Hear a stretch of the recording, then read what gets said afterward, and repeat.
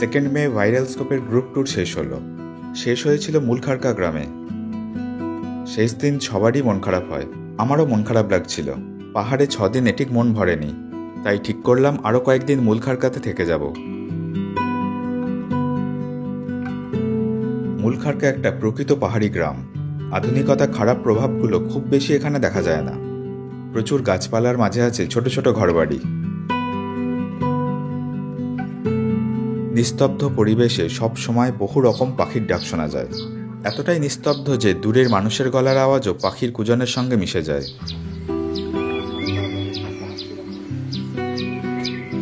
গ্রামের মানুষরা মূলত কৃষি আর গৃহপালিত পশুর ওপর নির্ভরশীল। এই ছোট ছোট জমিগুলোতে একটু একটু করে প্রায় সব ধরনের শাকসবজির চাষ হয়, আর চাষ করেন বাড়ির লোকেরাই। গ্রামের সঙ্গে বাইরের জগতে যোগাযোগ তেমন একটা নেই।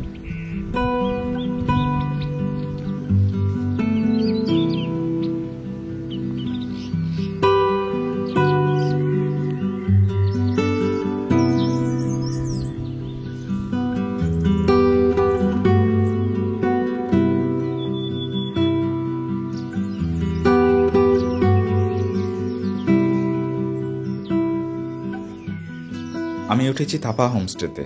রাস্তা থেকে এই সিঁড়ি দিয়ে হোমস্টেতে নামতে হবে। হোমস্টেতে থাকা খাওয়া নিয়ে একজনের খরচ 1200 টাকা। নির্মলাজির ট্রাভেল এজেন্সিও আছে, মূলত উত্তরবঙ্গ, সিকিম আর ভুটানে ভ্রমণ করান। মোট 4টে ঘর আছে, সাধারণ গ্রাম্য ঘর, তবে বড়সড়। এই ঘরটাতেই শুধুমাত্র ড্রেসিং টেবিল আছে। মূলখারকা গ্রামে কোনো হোমস্টেতেই বর্তমানে গিজার নেই। হোমস্টের শুধুমাত্র একটা ঘরের বাথরুম বাইরে, তবে এই বিল্ডিংয়ের মধ্যেই। সামনের 2টো ঘরে জানালার সুন্দর দৃশ্যও আছে।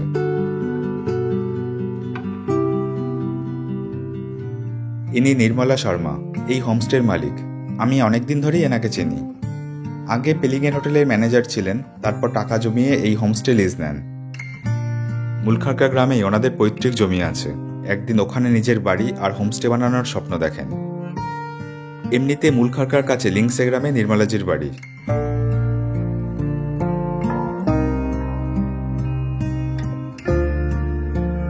ये कंबल तो नहीं है ना? नहीं, ये रजाई है। पुराने जमाने का है वो। ये तो अंदर रुआ भरते थे। अच्छा। हाँ, अब टाइम टाइम से ये अंदर का कॉटन भी चेंज करते हैं। बंगाली में हम लोग बोलते हैं लेप। इसको? हाँ, बट हम लोग का और मोटा होता है तो और कंफर्टेबल होता है। पर आप लोगों को तो इतना भारी नहीं होता है ना? भारी नहीं होता है, हल्का होता है। हम लोगों का बहुत भारी होता है। पता नहीं किस टाइप का कॉटन है। और सिरक बोलते हैं हम इसको। अच्छा, सिरक दे ऐसे बोलते थे।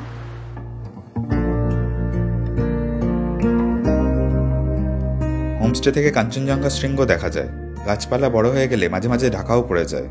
তবে এই কটা সিঁড়ি দিয়ে রাস্তায় উঠলেই সম্পূর্ণ কাঞ্চনজঙ্ঘা রেঞ্জ দেখতে পাওয়া যায়।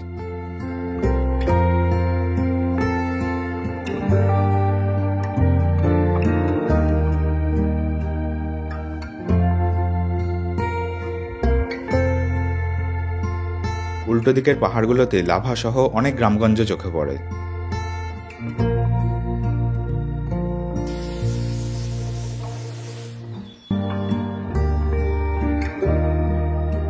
হোমস্টের খাবারের স্বাদ ভালোই, স্বাস্থ্যকরও। বাড়ির শাকসবজি সাধারণভাবে রান্না করলেও সুস্বাদু লাগে, আর এখানকার ঘরোয়া রান্না ভালোই লাগলো। আমি দিনের পর দিন পাহাড়ে থাকি, হোটেলের মতো খাবার খেলে শরীরও ঠিক থাকতো না।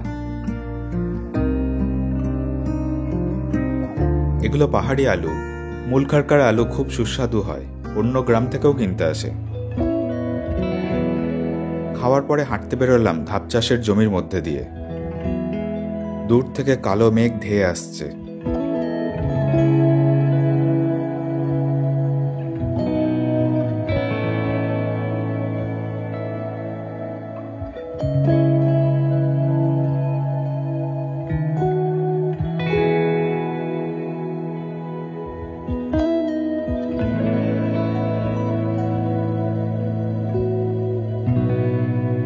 पर ये जो नॉर्मली यहाँ पे चलते चलते मिलता है ये, पर ये असली स्ट्रॉबेरी ये है जो बड़ा वाला होता है, वो हाइब्रिड है। और टेस्ट किसका अच्छा होता है? मुझे तो यही अच्छा लगता है, हाइब्रिड से। जब करंट नहीं होता है तो हम यहाँ से अपना फ़ोन चार्ज करके ले जाते हैं और गैस का भी कभी ख़त्म हो जाता है, चार्ज 0 हो जाता है तो गैस का भी कर देते हैं। ये जियो का है, यहाँ पे 5G चलता है तो जियो। এরপর বৃষ্টি শুরু হলো।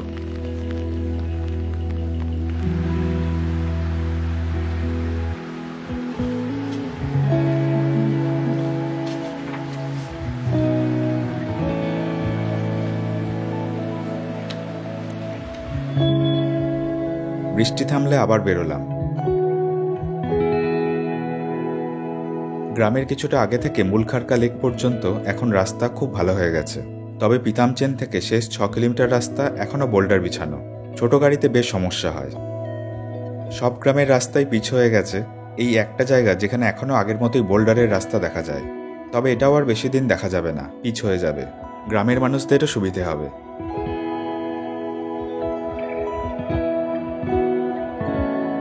প্রত্যন্ত গ্রাম হলে এইরকম একটা দোকান থাকে যেখানে সব কিছু পাওয়া যায়, জামা কাপড়, জুতো, ওষুধ, এমনকি চা, কফি, ওয়াই পর্যন্ত। অথচ বাইরে থেকে দেখে বোঝার উপায় নেই এটা একটা দোকান। শুধু গ্রামের 70 জন মানুষই জানেন। মজার বিষয় হলো আমাদের কাছে চায়ের দাম কিছুতেই নিলেন না।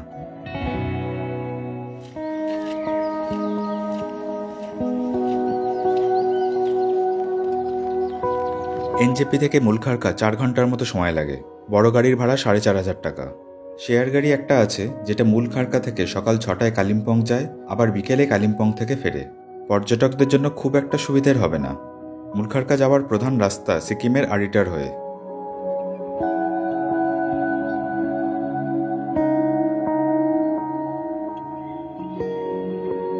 কখনো কখনো নীল একটা আভায় পাহাড়ি বিকেল ভরে ওঠে, তারপরেই সন্ধে নামে।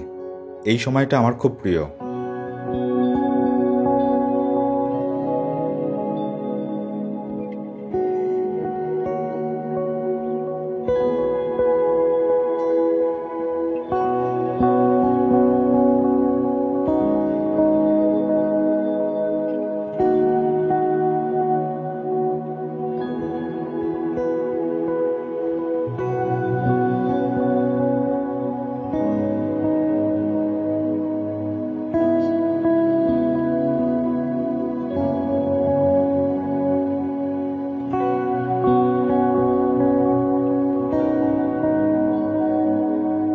আজ অন্য একটা স্টাইলে চিকেন রান্না করেছেন। এখানকার পোলট্রি চিকেনের স্বাদও খুব ভালো দেখলাম।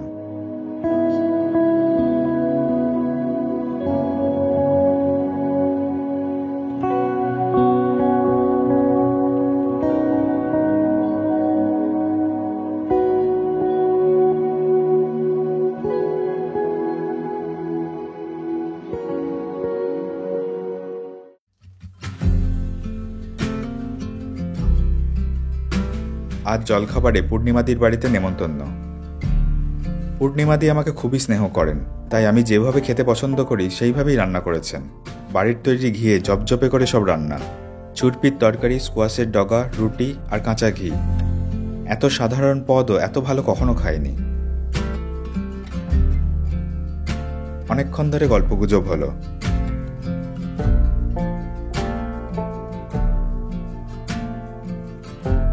খাওয়ার পরে বেরোলাম মূলখারকা লেকের উদ্দেশ্যে। গ্রামে কোনো গাড়ি নেই, তাই হেঁটেই উঠছিলাম। রাস্তায় এনার কাছে নির্মলাজি লিফট চাইলেন। 10 মিনিটের মধ্যেই লেকে পৌঁছে গেলাম। লেকে ঢোকার আগে বর্তমানে নাম ঠিকানা লিখে দিতে হয়।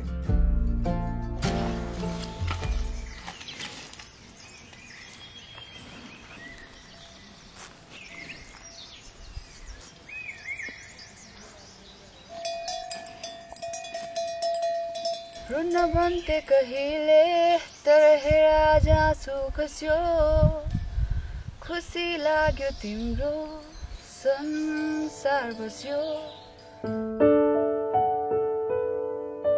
মূলখারকা লেকের আকর্ষণে বহু বছর ধরে পর্যটকরা আসেন, এমনকি পাহাড়ের অন্যান্য গ্রাম থেকেও লোকজন আসেন। পাখির ছবি আর গবেষণার জন্য আগে বিদেশ থেকেও আসতেন।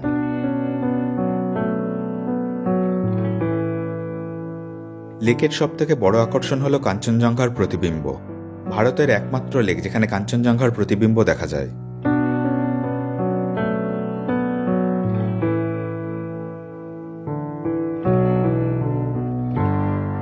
এখন জল কম আছে, না হলে প্রতিবিম্ব আরও বড় দেখা যেত। এই দৃশ্য গ্রুপ ট্যুরের সময় দেখেছিলাম।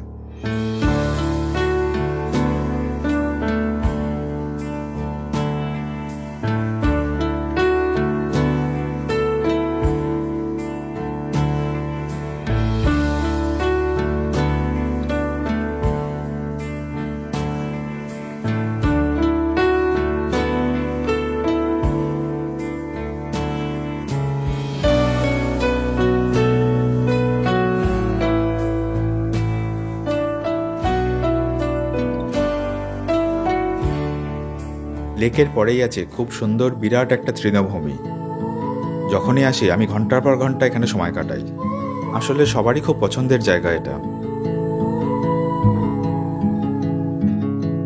Take a train ride just to see you. Ride for hours just to please you. You don't know how much I need you. 'Cause you're my home away from home, away from home, away from being alone.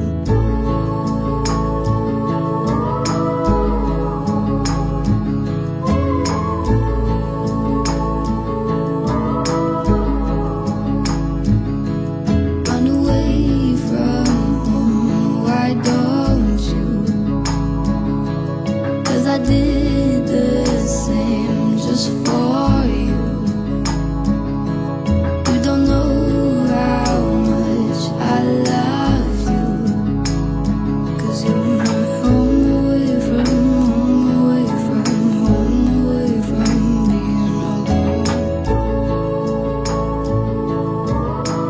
Lake এবং গ্রামে প্রচুর গরু চড়ে বেড়ায়, তাই বর্ষাকালে খুব জোকের উৎপাত থাকে। তবে বৃষ্টি না পড়লে জোক তেমন থাকে না। মুলখারকা আসার সেরা সময় হলো সেপ্টেম্বর থেকে এপ্রিল পর্যন্ত। হঠাৎ এগুলো চোখে পড়ল, জানি না কি।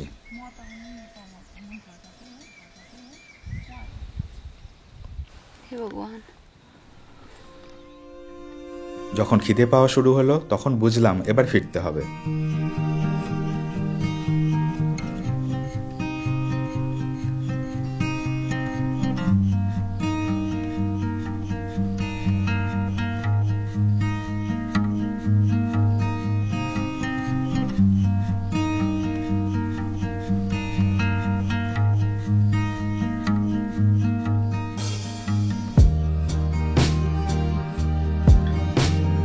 মুলখারকা পর্যটন মানচিত্রে খুবই পুরনো একটা জায়গা। কাছাকাছির মধ্যেও অনেক সুন্দর সুন্দর গ্রাম আছে, যেমন লুসিংটার, মাংখিম, রোলেপ, কাগে, কোলাখাম, এমনকি সিল্ক রুটেও মুলখারকা থেকে যাওয়া যায়।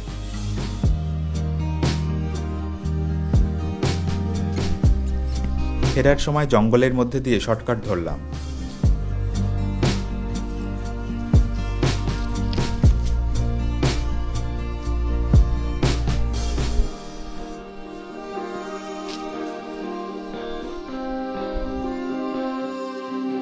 এখান থেকে ছোট্ট গ্রামটা সম্পূর্ণ দেখা যায়। মুলখারকা কতটা সুন্দর সেটা আবারও দেখতে পেলাম।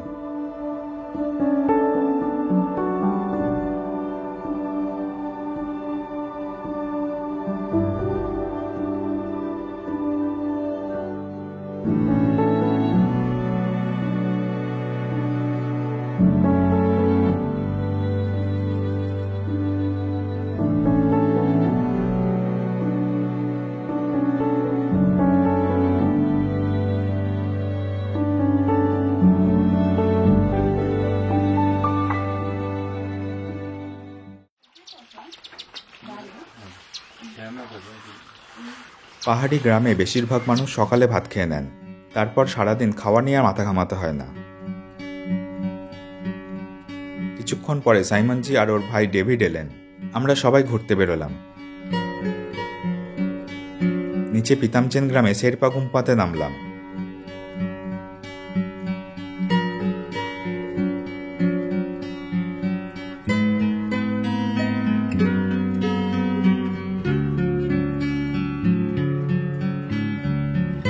নির্মলেজি যখন ক্লাস 3-4-এ পড়তেন তখন এখানে মোবাইল চার্জ করতে আসতেন।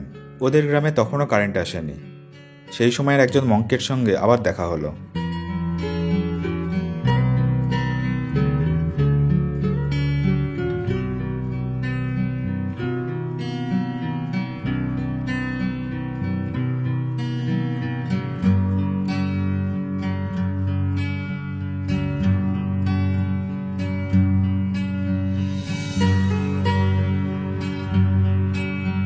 বৃষ্টির মধ্যে আবার চলা শুরু করলাম।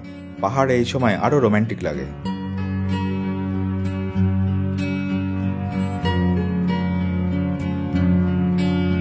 এরপর শিলাবৃষ্টি শুরু হলো। ঘুরতে ঘুরতে রেনক পৌঁছে গেলাম। এখানে খুব ভালো একটা রেস্তোরাঁ আছে।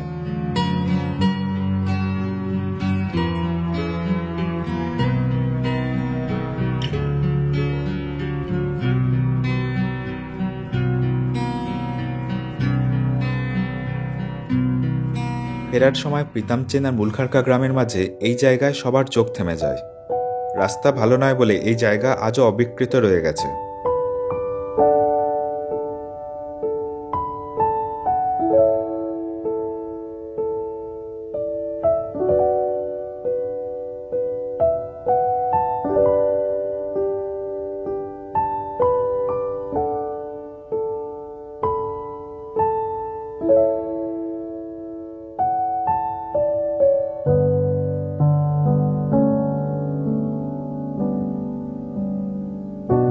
অন্ধকার হওয়ার আগে পর্যন্ত এখানেই ঘুরে বেড়ালাম।